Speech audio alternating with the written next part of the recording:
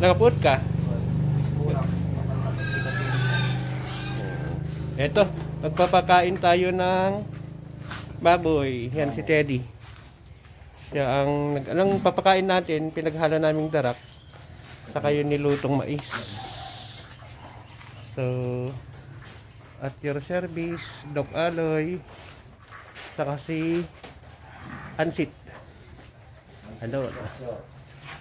Ansit por siya. So, papakainin muna yung mga nanay.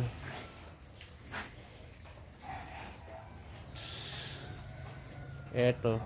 So, tatlong lata na pinaghalong mais. Ayun, oh. Yung mais na yon, kalahating lata. Tapos, lulutuin, maging 3 lata yan kapag niluto na. Tapos, haluan ng darak.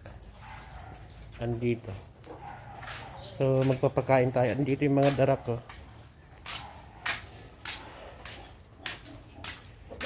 Pinulipol na, ilito dyan daw. Yan, nagpinulipol lang peso. Naguyong pa ikidi. Si Ansit. Good morning, Ansit. Good morning, Pedro. Tatanggalin ko lang yan, nagtalian yung baboy.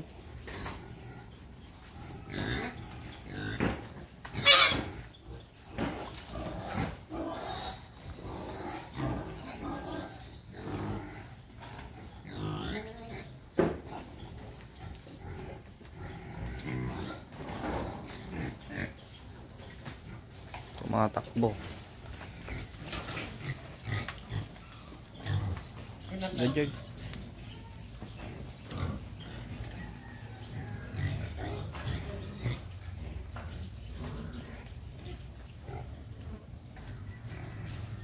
Amdaman ton daw, nugpakan. Amdaman ton na mapakandan, ano ko. Timmaraya eh.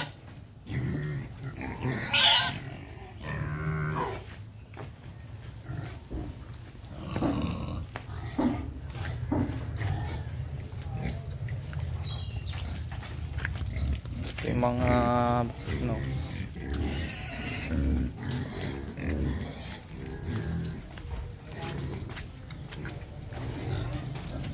yung right na tanggay, may tugyay. Yan yung mga sobra, pero kinakain pa rin yun. Ano yan, sobra ng mga mga inahin. Adun, napadami. So, andun yun siyam na biik. Siyam, bilang man. Baka napantagan din yung may san. Natay. Kaano? Ay, di kalman. Tapos ginapandagan, di walwalon. May namatay pala.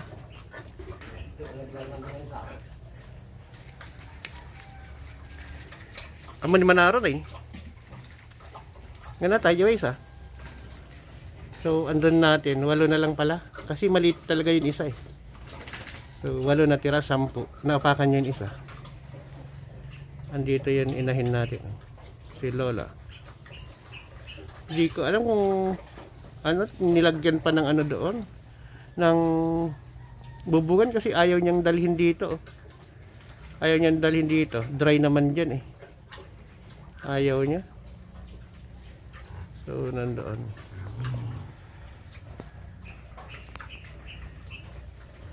So, andito sila. Pinakawalan ko yung isa kasi ng talian. So, hintayin lang natin na kajay. Hintayin lang natin na magpapakain. Tapos, paliin natin.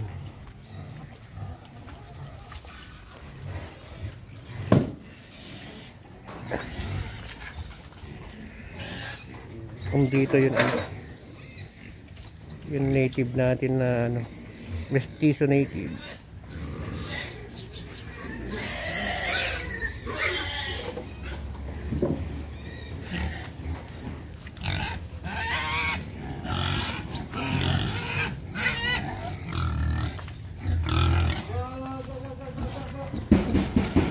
So, andito lahat sila.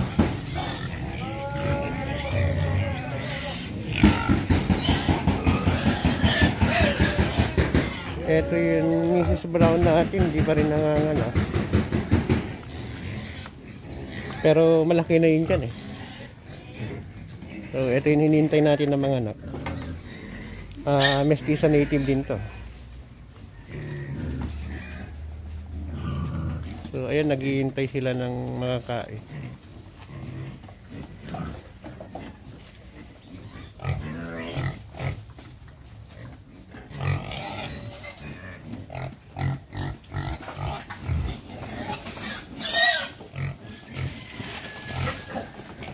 Ayan na sila.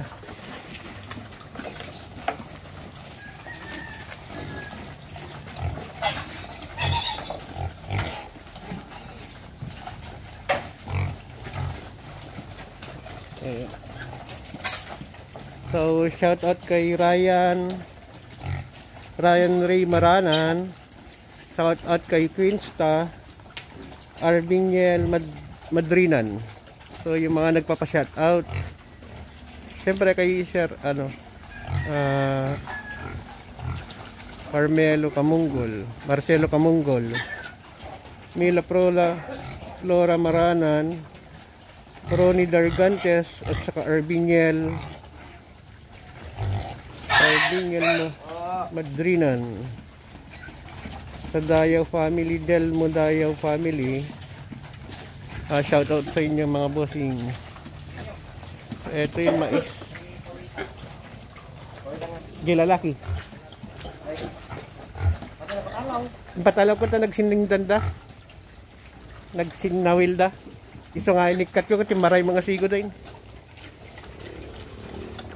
Yun pinakawalan natin dahil nagtalian sila. Nung makawala. Napansin nyo tumaba sila kaysa 2 weeks ago. Kasi siguro yung mais.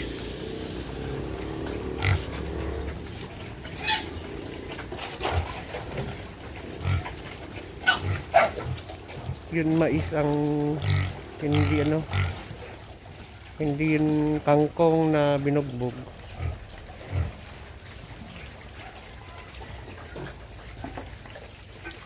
So ayan. Kain lang na pagkain.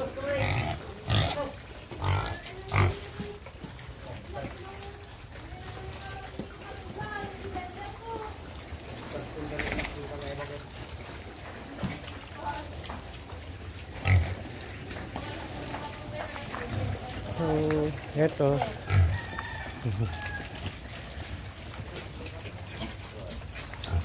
Ay, maging nakakagkala ng gagkal na.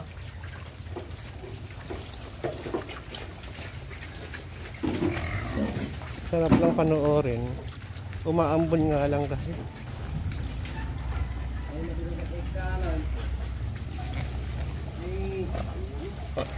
Ang amo nitong ano na to, maamo. So yan, tuloy lang natin yung vlog natin. Naputol kasi dahil lumalakas yung ambon. So ayun si Teddy Boy, yung tagapakain natin. Sunset, bagong gising pero gwapo pa rin. Yan. Hindi pumasok. Walang delivery ngayon kasi umaambon. Kurang tayo. Pwede na kutong gayam. Pwede na kutong. Pwede na. Hindi ko mayam yanon.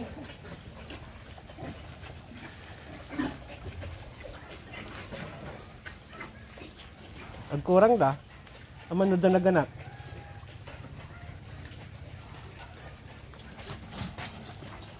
Nya aja dakkel ti ko ana.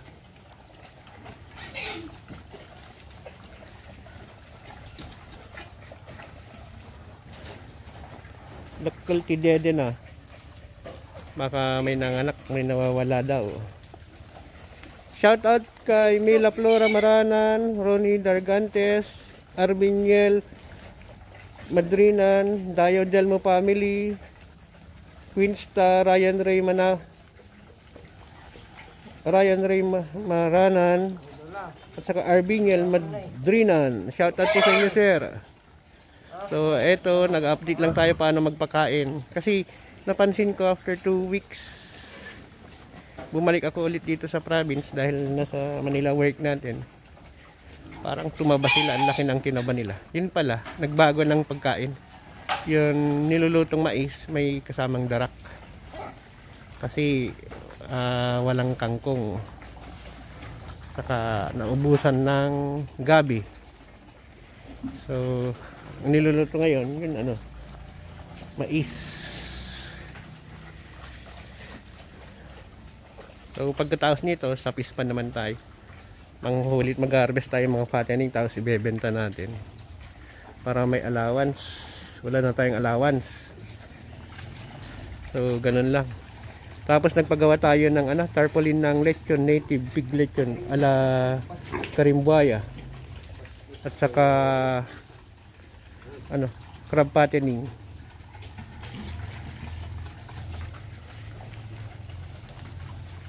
So, andun yung mga nanganak. Nakakulong yung 2 inahin.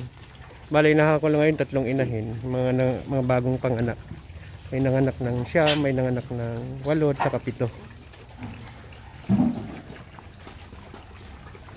Nya gusto Teddy, madamdam matangay galot tata niya.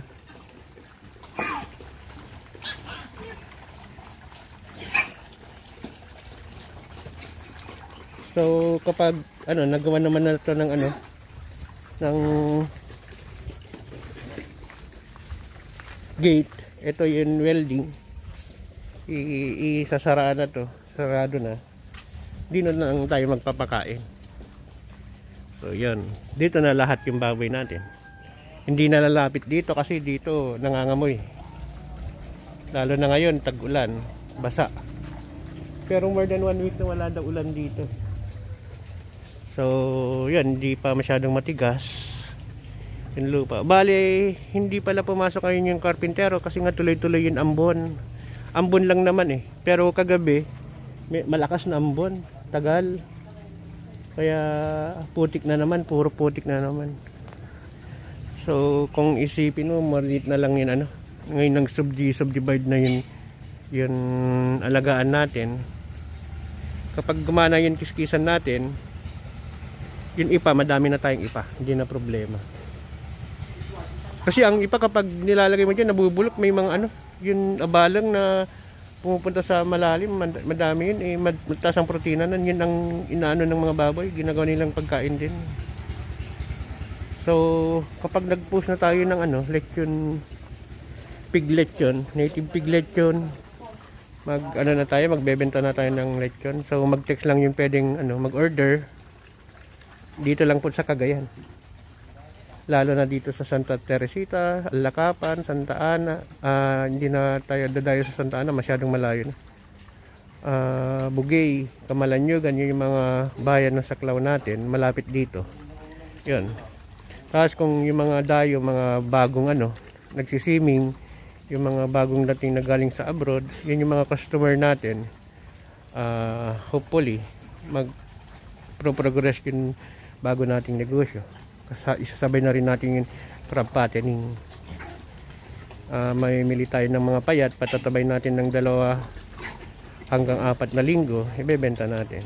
So yun, mapapansin nyo, basa basa. So maamoy, may kapitbahay kami dito na 2. So lilipat na natin yung kainan nila, dito na tayo magpapakain. Siguro gagawa na lang ng dito, bubungan, para mas convenient magpakain. Tapon na lang dito. So madami tayong panggatong dyan ng mga linuluto nilang pagkain, yung mga gabi, dahon ng gabi, kangkong, mais ngayon, kaya ang tataba nila. Malaki yung tinaba nila. Yun, ang medyo payat lang talaga yung bulugan.